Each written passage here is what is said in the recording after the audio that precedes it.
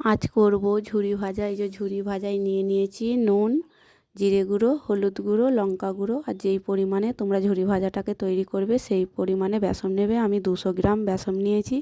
তো জল দিয়ে এরকম ফাটতে হবে, বেশি পাতলাও নয় বেশি ঘনও নয়। তো এই রকম যেন থাকে বেসন গোলাটা।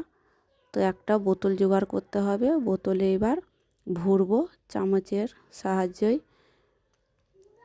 তো বোতল হলে খুবই সুবিধা হয়। এই যে বোতলে ভরছি। তো বোতলে ভরা হয়ে গেছে। তো এই যে এক বোতল ভরবো। তো মুখিটা এঁটে দিয়ে আমি চলে যাব এবার গ্যাসে। তো গ্যাসে তেল গরম করতে দিয়েছি কড়াই। তো একটু তেলটা বেশিই লাগবে।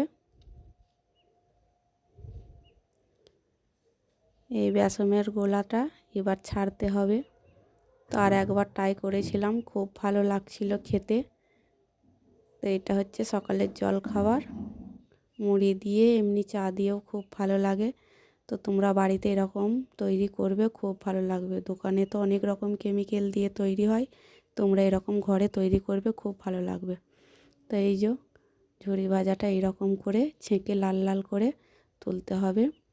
থালার ওপরে এইরকম একটা কাগজ দিয়ে যেহেতু তেলটা যেন টেনে নেয়, এই যে গামলায় তুলে নিয়েছি। যেহেতু একটু মোটা হয়েছে, দেখতে খারাপ লাগছে, কিন্তু খেতে খুব মুচমুচে আর খুব সুন্দর। এই যে এবার বয়ামে তুলে রাখবো, সকালবেলা মুড়ি দিয়ে খাওয়া হবে।